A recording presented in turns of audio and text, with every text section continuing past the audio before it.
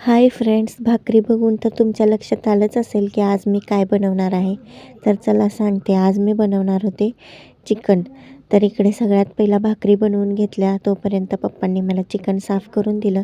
पातेल्यामध्ये तेल टाकून कांदा टोमॅटो फ्राय करून घेतला. वरून चवीनुसार मीठ, हळद आणि कोथिंबीर टाकली. मसाले चांगले फ्राय करून घेतले. त्यानंतर त्यामध्ये साफ करून घेतलेलं चिकन टाकलं. चिकन चांगलं एकजीव होईपर्यंत मिक्स करून घेतलं.